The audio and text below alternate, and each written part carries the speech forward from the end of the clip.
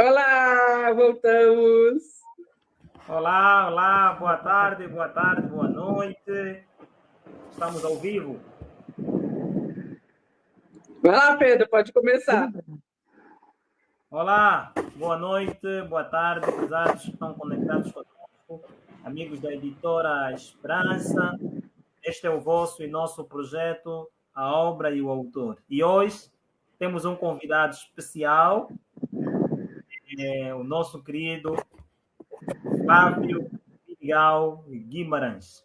Flávio, boa tarde para você. Boa tarde, Angélica. Boa tarde, Flávio. Seja bem-vindo.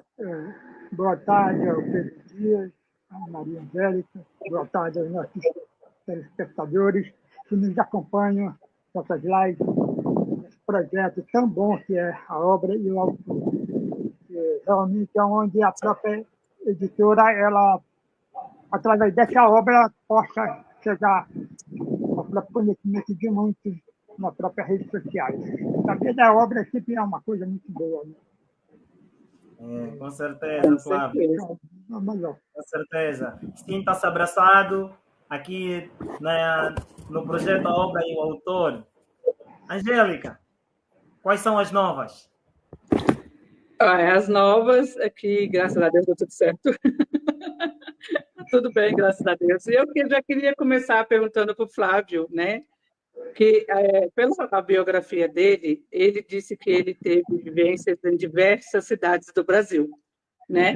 E que isso contribuiu para a sua identidade cultural, tá? Isso também influenciou na sua escrita? Sim, sem dúvida. Eu poderia citar 3 cidades, né?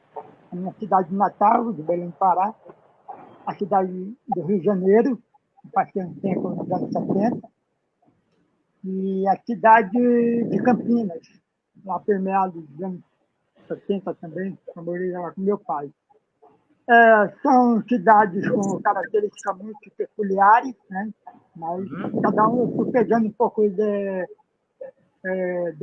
desse clima da cidade através da própria leitura, né? Porque era o que eu tinha mais de contato, era livro, era biblioteca. Né?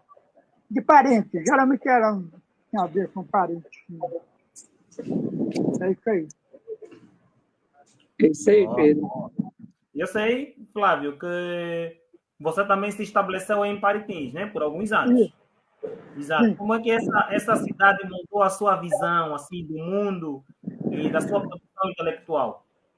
Bom, eu cheguei em Parintins devido a uma circunstância, por família, né? E a minha mãe era muito ligada a alguns familiares dessa cidade.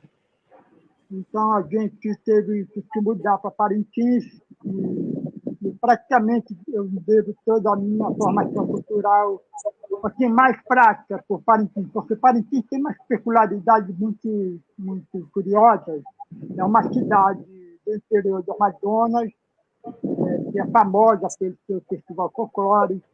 Ela é uma cidade bem, assim, em termos de qualidade de vida, digamos assim, razoável, né? Tem muita natureza, e é uma coisa muito interessante. Porque lá são, são 3 aspectos que nortearam a cultura de Parintins, que é a influência da cultura católica, dos missionários, a influência da cultura do folclore e a influência da economia, que é a base da chamada agropecuária. E com o tempo ela foi se inserindo na cultura da indústria do próprio turismo. Hoje, praticamente, a indústria de turismo cultural, ele é bastante acentuado em Parintins.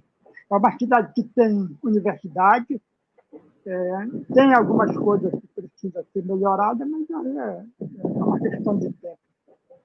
Entendi. E você disse que você é autodidata. Gente, acho que todo escritor tem um pouco de autodidata, né? Tem um pouquinho de... Porque, veja bem, isso aí é uma consequência das minhas limitações. Okay. E como eu tenho um espírito muito inquieto, eu tenho uma sensação de eu eu preciso trabalhar com essas limitações, certo? Então, com o passar do tempo, eu fui, como se diz assim, seguindo aquelas intuições para você aprimorar a sua capacidade de, primeiro, adaptar-se, tirar o melhor proveito das suas limitações, não esquecendo que você tem potencial, né? Todo mundo tem, né? Potencial para desenvolver. E outra coisa é você desenvolver a sua sensibilidade, de se você poder ter uma certa paciência de colher os frutos, certo? Porque, por exemplo, se não fosse as leituras, eu acredito que essa crença de ser autodidata não seria muito aprofundada. Por quê? Porque precisa ter um grau de autoconhecimento. Esse autoconhecimento ele depende de 3 fatores: do ambiente, da sua força de vontade e das condições materiais que vão surgir. Por exemplo, ambiente que tenha bibliotecas, livros, que tenha algum aparato cultural, entendeu? Então, Parintins, por um certo ponto, quer dizer, ajudou muito a eu desenvolver esse lado, eu acreditar. Agora, veja bem, segundo a própria filosofia, ela diz que o nosso conhecimento não pode se pautar somente no nosso lado interior, mas deve se pautar na sua capacidade de você se adaptar ao meio, entendeu? Adaptar e depois trabalhar dentro das suas próprias condições. Porque você não pode cobrar muito de você se não tiver as condições reais, entendeu? Porque a gente tem que ter um pouco de equilíbrio entre o que nós desejamos, o que a própria realidade nos dá e que as condições vão ser trabalhadas. E aí, no caso da experiência da escrita, ela entrou nesse processo de ser um elemento estimulador. Então, eu consegui juntar leitura, escrita e capacidade de trabalhar com as próprias demandas. Por exemplo, bibliotecas, né? Que não tem hábito de ler, não tem capacidade, por exemplo, não tem repertório, não tem paciência, não tem gosto, não tem... Essas coisas elas são necessárias, entendeu? Para você desenvolver isso. Se você não tiver algum ideal, não vai. Então, no caso, você acredita que a literatura ela pode ser uma ferramenta de inclusão, né? Ela pode fazer essa acessibilidade para as pessoas, não só com limitações auditivas, né? Mas também para todas as outras limitações. E como que isso manifesta e manifestou na sua própria trajetória? Por exemplo, quando eu li os livros de poesia de alguns poetas brasileiros, principalmente na área modernista, e eu cheguei à conclusão que era muito parecido com o meu modo de pensar. O meu modo de pensar de fazer poesia. Por exemplo, Mariquitana, que é considerado um poeta pela sua simplicidade e pela sua capacidade de comunicar com diversos atrelados às condições de vida, principalmente da vida urbana. Quando eu li o livro, eu fiquei assim, é isso mesmo, é muito parecido com a maneira de eu pensar. E aí, veja bem, a literatura brasileira, e inclusive eu posso colocar a literatura do mundo, né, do lado moderno, contemporâneo, ela é uma grande potencial, sem dúvida, porque ela possibilita, primeiro, ela prega a liberdade de expressão, independente de você tem uma crença ou não. Segundo, ela prega a você não ficar preso a normas, porque isso pode bloquear o seu instinto criativo. Outra ideia é que a literatura ela estimula a experiência de uma visão ampla da sensibilidade, desde que você observa a narrativa, construir os personagens construtivos, que criam um diálogo com o leitor, proporcionando a capacidade de ele refletir, vivenciar, estimular ele a pensar nas ideias dele e ele atrelar a vida do que ele vive, dos seus sonhos, dos seus desejos, entendeu? Então, essa capacidade dessa literatura, ela acontece muito do cotidiano desse sujeito, porque nas escolas isso não pode, é muito difícil acontecer. Por quê? Porque nas escolas elas trabalham a literatura muito pautada nas normas, entendeu? Naquela pressão psicológica. Então, uma boa experiência literária não pode ter bloqueio. Você tem que deixar o indivíduo fluir. E aí entra a questão da curiosidade, da honestidade intelectual, entra aí a questão da atração que o leitor sente, daquela vivência que vai dar um significado a ele. Então, cada contexto ele tem as suas obrigações, tem as suas provocações, entendeu? Mas, veja bem, a experiência literária sempre vai ser uma experiência de solidão. Ela sempre vai ser nesse sentido. Por quê? Porque é o único momento em que você consegue digerir bem narrativas muito complexas. Por exemplo, se você lê Kafka, ou os autores modernos, ou da literatura brasileira, por exemplo, Clarice Lispector, ou ler, por exemplo, Adélia Prado, que são poemas muito complexos. Então, tem que ter isso, entendeu? Então, eu devo muitas leituras da filosofia e de participação de atividades voluntárias na biblioteca. Eu percebi isso, que, poxa, é isso mesmo, era o que eu estava pensando. Eu acho isso muito maravilhoso, essa sensação de que você vê que o livro está dialogando com você, ele está te entendendo, ele está te impulsionando a você a descobrir a tua arte. Por exemplo, a tua arte pode ser audiovisual, pode ser literatura, pode ser teatro, pode ser uma série de filmes, basta você descobrir. Exato. Entendeu? Agora, Flávio, achas que esta tua descoberta foi também resultado da experiência de trabalho voluntário em biblioteca, que você também teve esse contato com os livros e com o conhecimento?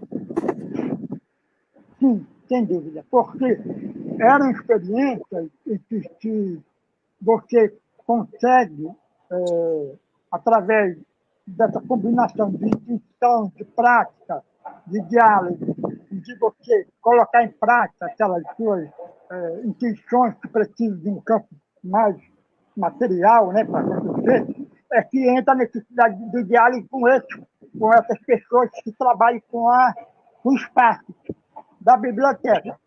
Porque muitos deles, como eu estava falando, às vezes há um certo problema, por exemplo, dificuldade de ter acesso a livros, dificuldade de construção de vocabulário, dificuldade de você trabalhar isso de acordo com cada público. Por exemplo, você não pode falar para um adolescente o que vai falar para um idoso.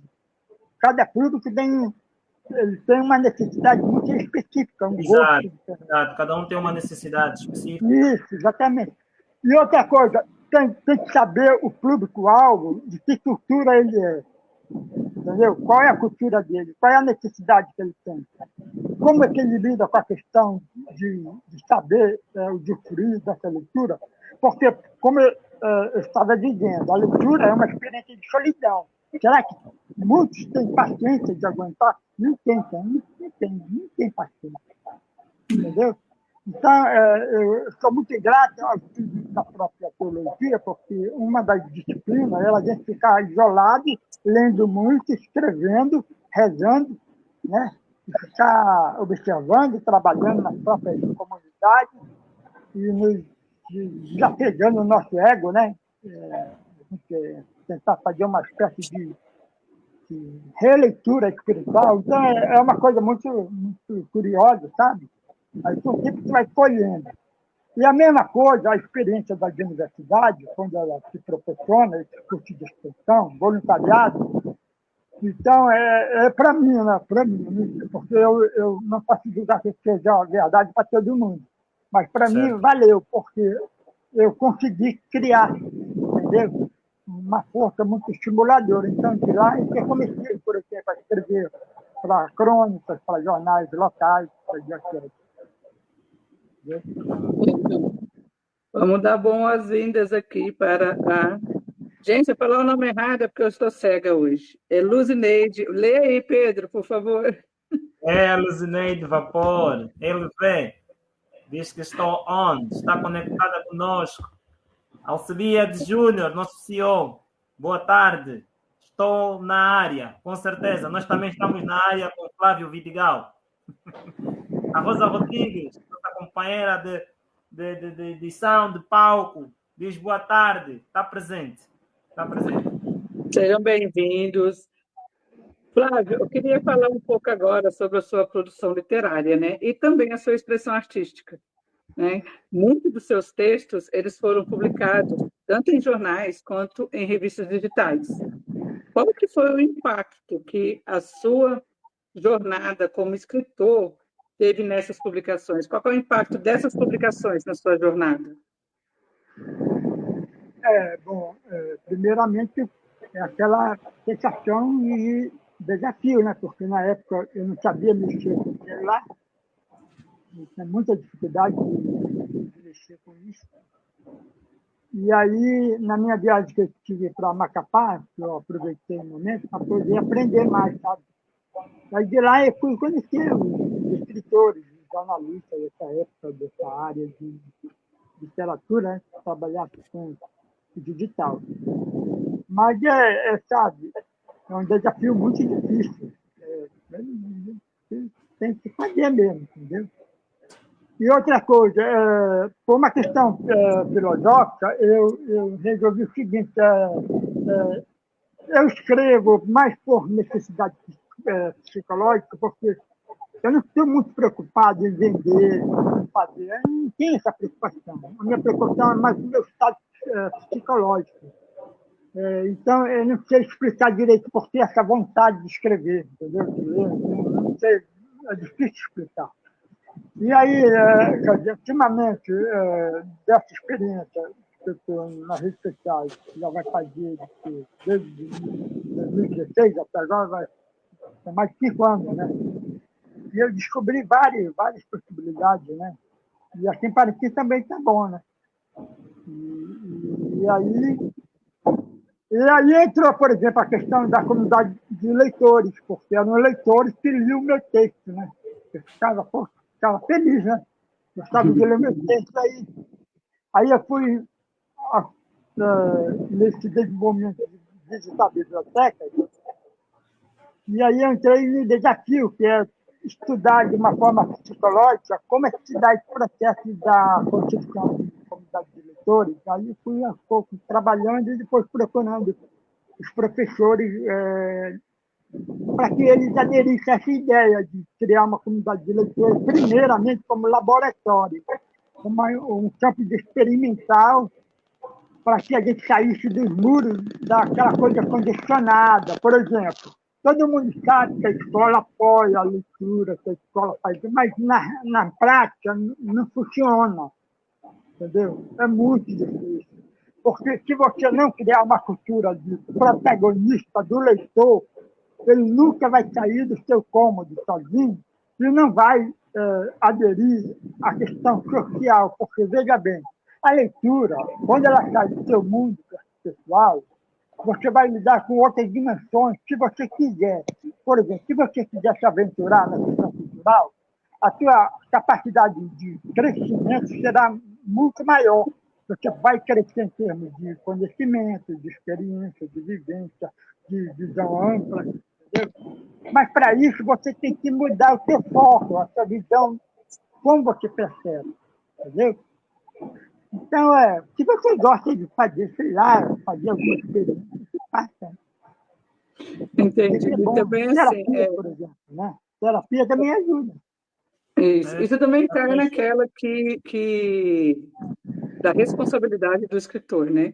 Você acredita que existe esse tipo de responsabilidade social atrelada, né, à escrita? Porque eu penso que o escritor tem que tomar cuidado com o que escreve, porque ele não sabe aonde ele vai atingir, né? A forma como ele vai atingir. Você pensa dessa forma também?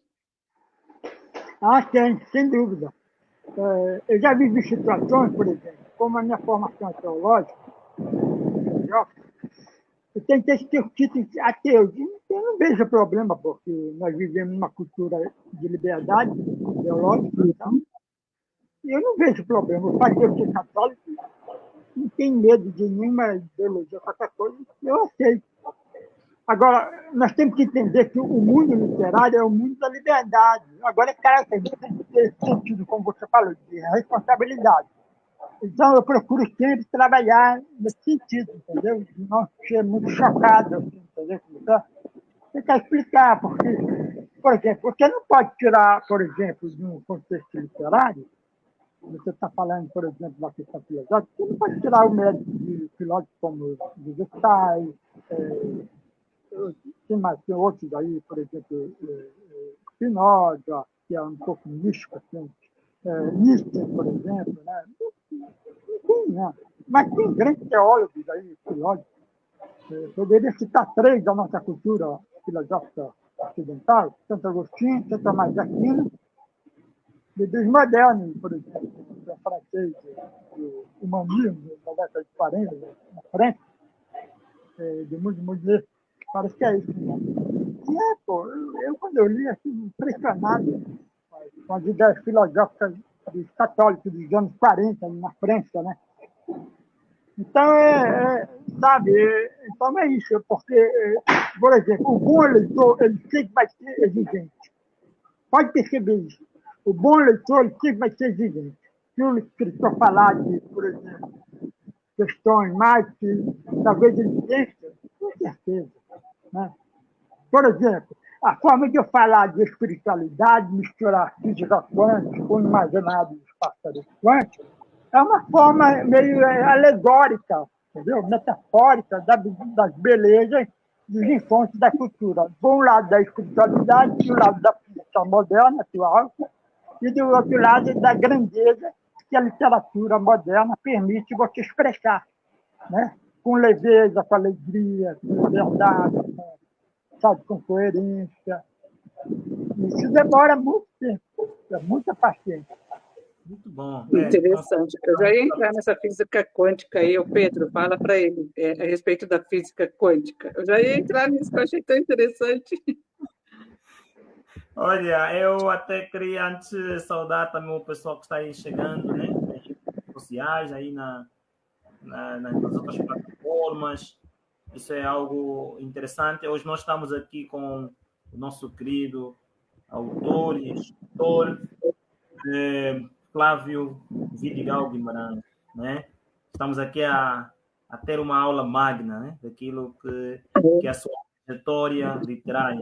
Mas antes, gostaria assim, de fazer uma pergunta. Antes de fazer a pergunta sobre a questão da física quântica. Flávio, diga uma coisa.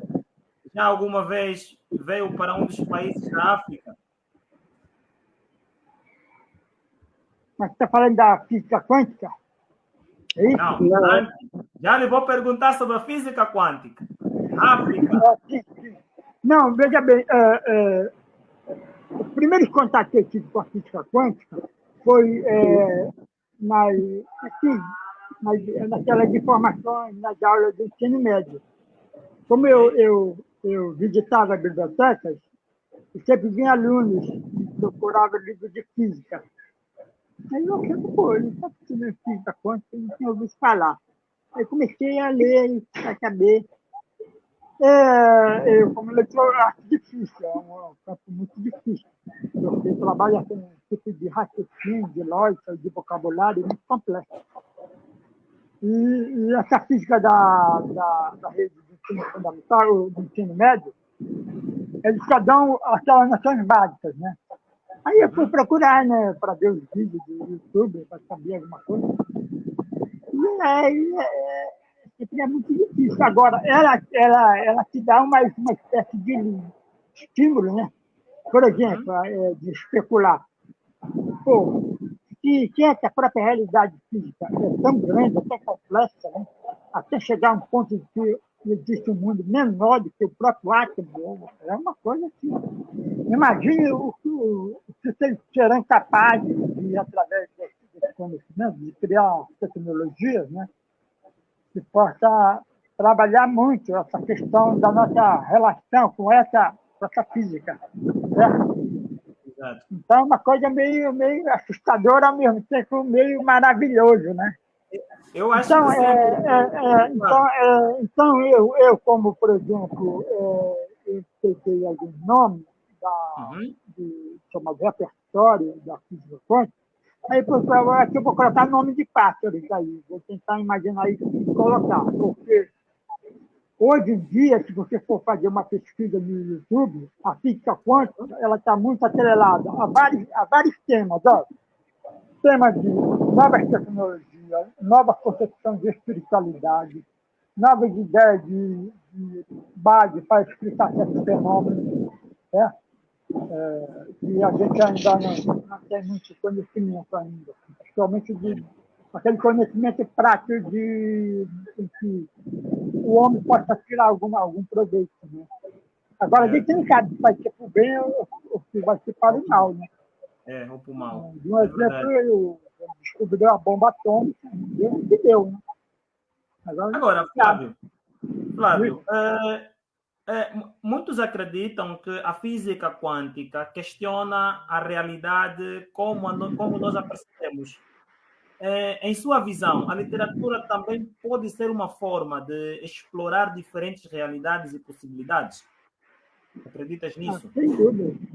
Sem dúvida. A literatura está aí, porque, veja bem, como a física quântica ela trabalha com elementos de indeterminação, os elementos estão sempre em movimento, a gente não sabe, por exemplo, a gente não pode julgar os movimentos como se julga da física clássica, né?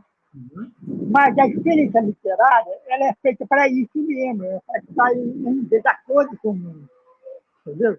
Você pode trabalhar a literatura com vários temas, porque se provocar novas visões, se entende na seguinte premissa. Essa premissa deve ser baseada ou um fato, ou uma necessidade das pessoas, ou algum fenômeno, ou uma série de conceitos que estão muito atrelados às estruturas que vão moldando aquilo que nós chamamos de campo de realidade. Né? Certo, campo de realidade, certo. Porque, por exemplo, hoje em dia, eu acho, por exemplo, o grande aparelho literário da nossa cultura atual é o audiovisual. Né? A gente está na cultura do audiovisual. Né? Tanto que grande obra de audiovisual surgiu dos livros, né? De textos. Mas isso aí é uma forma de linguagem. Quando você vai escrever, pode escrever para o Facebook, para livros, para qualquer coisa assim. Tem que encontrar o estilo, o tamanho, o gênero apropriado para um determinado público. Não sei se vocês já perceberam que o espaço do Facebook ele é muito de imagem, né? Tem poucos textos, mas tem a imagem. E assim outras plataformas também. Então, qualquer conhecimento pode ser trabalhado pela literatura. Como é hoje, né? Por exemplo, no estado aqui do Amazonas, a literatura de problemas, devido a problemas ambientais, é muito grande. Né? Então, é uma literatura muito rica, que sabe juntar a tecnologia a favor dessa preocupação ambiental. Né? Certo. Você acha que ainda falta, Flávio, assim, voltando um pouquinho para a Amazônia, né?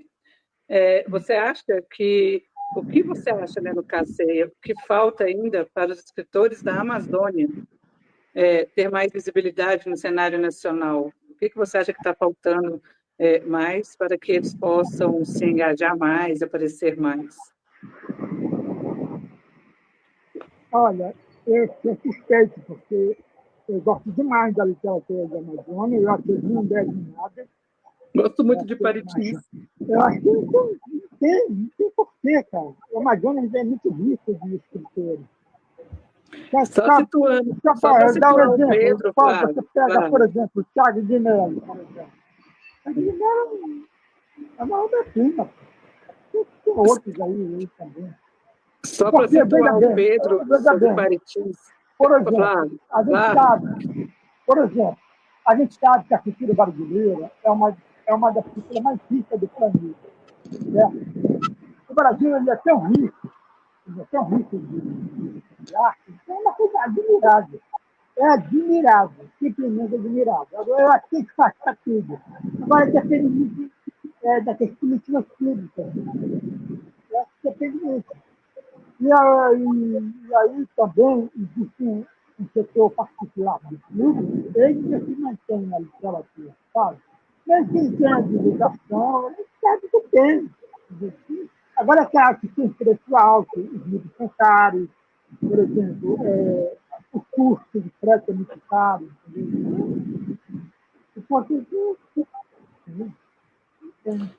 Mas tem sim, a Ciência Amazonas é uma das melhores.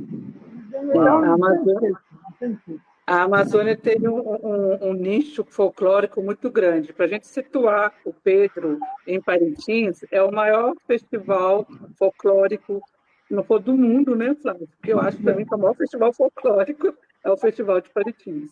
É muito, Uau! muito lindo. Eles comandam praticamente até o Carnaval do Rio de Janeiro. Ok, É ok. muito lindo o trabalho folclórico que eles fazem com o Boi Garantido, qualquer outro, Flávio, eu esqueci. Caprichoso.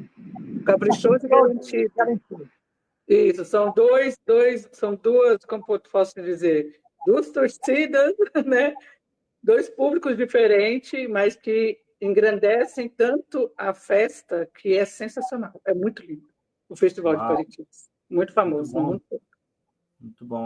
é por isso que a gente fala, né, que deveria ser mais divulgado, deveriam ter mais, né, colocado mais à vista, que é para as pessoas. Eu conheci por acaso, correndo na televisão, caí na Bandeirante, que é uma rádio da gente aqui, uma TV, e Uhum. estava passando o Festival de Parintins. E eu me apaixonei pelo Festival de Parintins. É muito lindo. Tem toda uma história atrás, entendeu? Conta toda uma história, não é por acaso que aquelas pessoas estão ali. E o que eu achei mais sensacional, Flávio, acho que congelou, o que eu achei mais sensacional no Festival de Parintins é que enquanto o garantido está na pista, o outro público fica apagado. Ok? Aí quando o caprichoso entra, o garantido é apagado. O respeito que eles têm da torcida de um pelo outro é muito Ok. lindo, muito lindo. Vou esperar o Flávio voltar.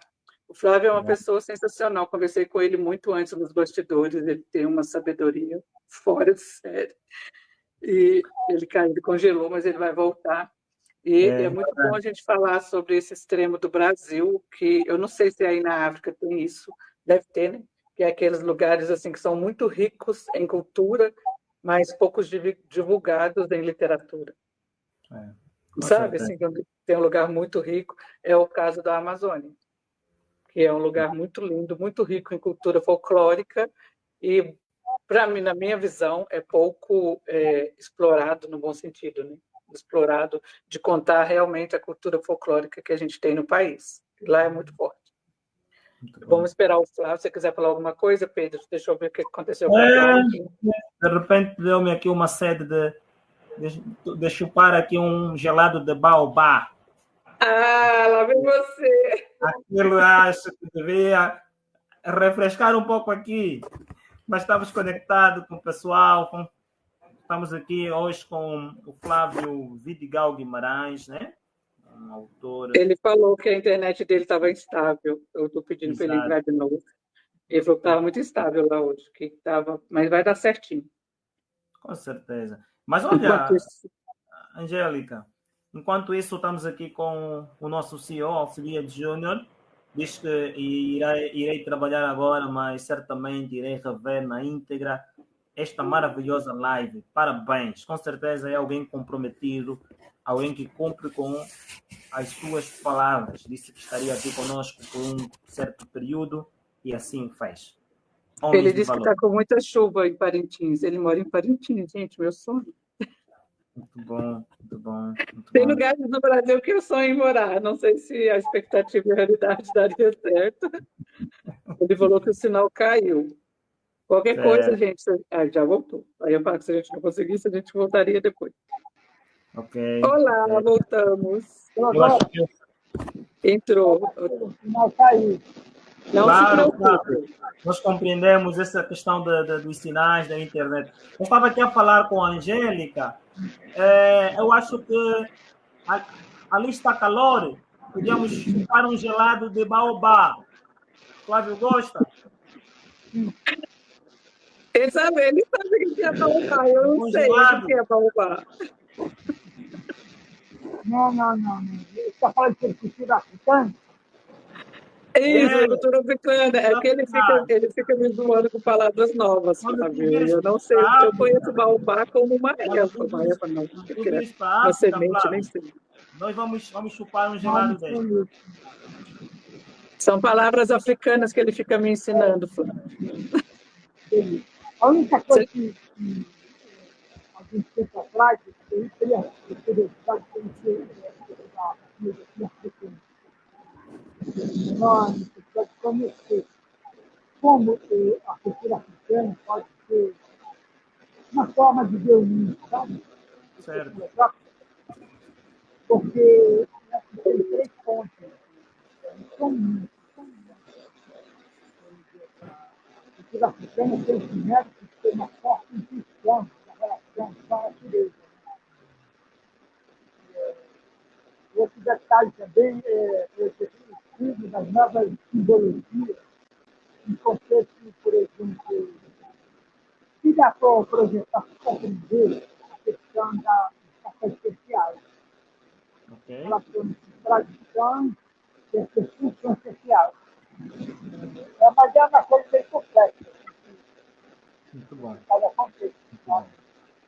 Agora, Flávio, se você pudesse sintetizar a sua visão do mundo em uma única frase ou conceito, qual seria e por quê?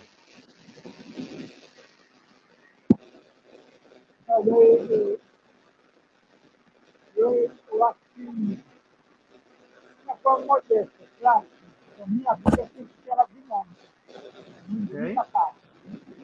Flávio, só um pouquinho, seu áudio está picando. Seu áudio está picando. Seu fone está muito o fone deve estar muito próximo embaixo. Isso, melhorou. Tá bom agora?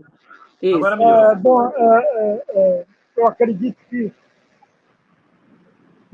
porque o mundo é uma conexão, sabe? É uma conexão de uma complexidade. A gente está sempre numa conexão que a gente precisa abrir a nossa mente, a nossa percepção de coisas, que nós não estamos isolados. O mundo é uma grande telha, sabe? Que vai desde a questão da complexidade da natureza até as nossas complexidades, como é que nós criamos as nossas próprias personalidades, sabe? Tanto a nível histórico, tanto a nível cultural, tanto a nível de significado e existencial, certo? Mas o mundo é assim, o mundo ele é uma telha gigante, uma telha de dinamismo que não para. Então a gente tem que aprender a ter esse olhar. Então eu acho que é isso que é as grandes tradições antigas, que elas têm esse mérito a nos ensinar, certo? A nos ler novamente a nossa conexão com a vida natural. É isso. Entendi. Essa parte, vou voltar um pouquinho agora na física quântica. Que você, né, na sua experiência de vida, de escrita, né? E eu queria saber se você fala muito sobre o tempo, sobre a gente refletir sobre o tempo, né? Sobre o conceito de tempo na literatura, é isso que a física quântica realmente coloca para a gente pensar, né? É o conceito de tempo. Como que ele se conecta, né? A noção quântica com a múltipla realidade coexistindo? Como que a gente consegue colocar, por exemplo, viagem no tempo? As pessoas acham que não, mas é uma física quântica. Mas, assim, e como que a gente consegue colocar isso dentro da escrita, que os nossos leitores possam se conectar com essas múltiplas realidades? Deu para entender? Bom, você pode, por exemplo, criar um personagem, uma história, onde o próprio drama vai ser o próprio tempo, como as pessoas têm, como elas vivem, como é que elas lidam com a questão da temporalidade, com a morte, com a finitude, com a passageira das coisas, entendeu? Pode falar, por exemplo, até do livro, né, do filósofo alemão ateu, chamado Heidegger, que tem um livro chamado O Seu Tempo. É uma obra fantástica, né? Que fala muito essa questão da temporalidade no contexto histórico de cada cultura. Tá? Cada cultura. Hoje em dia, o tempo está muito rápido por causa da nossa relação tecnológica. Tá? Por exemplo, computadores quânticos vão poder processar informação muito mais rápido do que nós estamos acostumados. Entendeu? Então, isso pode levar a uma nova relação com o tempo. Por exemplo, a gente pode mudar a questão do tempo de apego, o tempo de ansiedade, o tempo... Como é que a gente tolera o tempo, né? A paciência, por exemplo. Né? A paciência tem a ver com a tua visão de tempo. Entendeu? Então, cada um achar a sua linguagem literária e você construir esse personagem, essa situação, o tempo, o espaço. Como a própria, aquele romance de Alice, no País da Maravilha, né? São várias situações lá que pode ser pensado. Né? Elas são tempo, espaço, conceito real, conceito falso, né? Conceito de assim, coisas simples, né? Por exemplo, o gato, né? Perguntou para o gato, e agora, para onde eu vou? Não, qualquer lugar serve. É uma coisa assim, né? Uhum. Eu Então, vi um filme que tem muito a ver com isso. Parece que é isso, porque tem esse lado pragmático, né? O lado pragmático, porque às vezes tem situações da nossa vida, do dia a dia, a gente tem que ter essa noção meio pragmática de um tratamento, sabe? De ser mais criativo para resolver. Por exemplo, eu estou sentindo muito bem com os exercícios de yoga, porque o yoga ajuda muito essa percepção do tempo, sabe? Da paciência com o tempo, é muito bom saber. Porque é o seguinte, quem não tem paciência não dá para ler, né? Tem como ter. É bem por aí. Eu assisti o filme Interestelar e ele fala um pouco sobre isso, sobre a questão do tempo. Quem não assistiu, assista, porque é sensacional, gente. Ele fala exatamente essa parte que o Flávio falou, da parte tecnológica e da parte do tempo, de você estar preso entre duas dimensões de tempo, né, acontecendo ao mesmo tempo. É muito louco o filme. Você tem que prestar bastante atenção para entender. É um excelente filme para ilustrar isso sobre física quântica. Ele é muito bom. Estamos chegando ao final, Pedro. É muito triste quando chega ao final. Dizem que é bom, dura pouco, Flávio. Mas em pouco tempo aprendemos muito. Muito. É verdade, é verdade. Flávio, se tivesses que falar algo como contribuição para a literatura, para os mais novos escritores, quer sejam os que escrevem sobre espiritualidade, física quântica, o que você diria? Contribuição, é isso? A contribuição? É isso? Sim. É da contribuição? Uhum. Se você tivesse que falar alguma coisa, né, para os novos escritores que estão escrevendo sobre física quântica, sobre espiritualidade. Na minha maneira de ver, veja bem, todos os temas levantados pelas tecnologias, elas são necessárias, são válidas. E aí cabe aos novos escritores saber ter sensibilidade e criatividade de transformar esses temas em pontes canalizadores com diálogo com os próprios leitores. Isso é uma coisa necessária se fazer. E as próprias tecnologias é uma oportunidade quase que privilegiada de você ter essa oportunidade de você falar sobre isso. Agora, é preciso que eles aprimorem os conhecimentos, se informem melhor, faça experimentos, sabe? Não tenha receio de, sabe, experimentar. Escolha aquela linguagem mais adaptável a que ele possa mesmo se expressar melhor, entendeu? Porque temas hoje em dia não faltam. Hoje em dia não falta temas. Né? Hoje o tema, em termos de informação, é um leque maravilhoso. Entendeu? Então temos que estudar o público, o alvo, temos que estudar a linguagem, como é que você vai trabalhar isso, entendeu?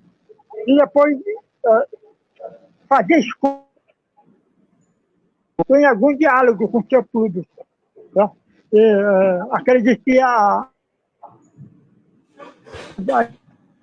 ajuda muito. Tá, obrigado. Bom, obrigado. Foi um grande prazer estar conectado consigo esta tarde. Esta noite para muitas pessoas também, né?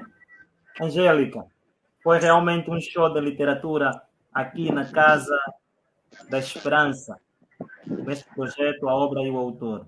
O nosso muito obrigado e muita gratidão ao Flávio. Queremos contar consigo não só na Obra e o Autor, mas também no Café Amor da Esperança. Já está convidado. Para si.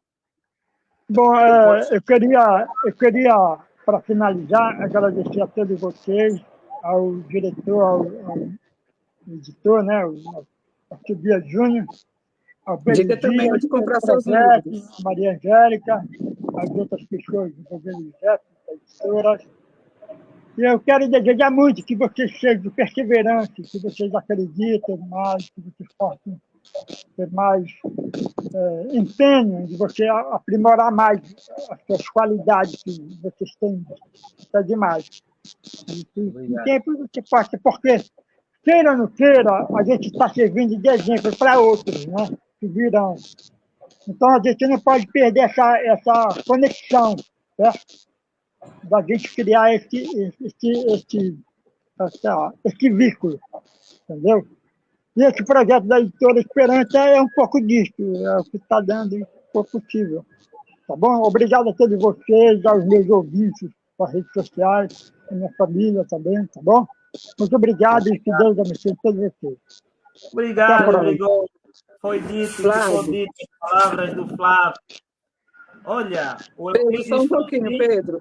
Flávio, fala pra gente onde que encontra seus livros.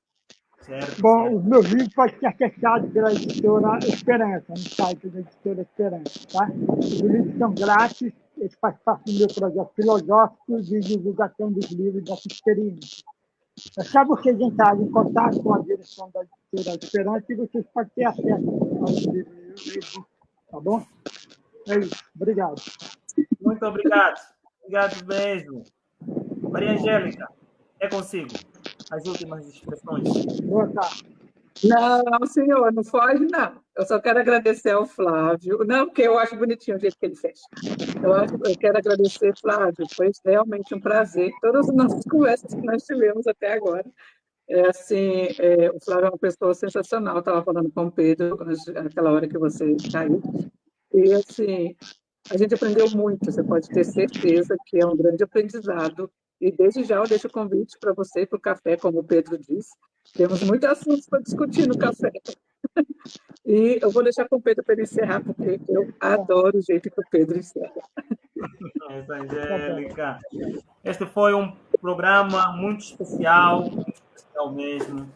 Incentivamos todos a reverem, em que estiver disponível nas nossas plataformas.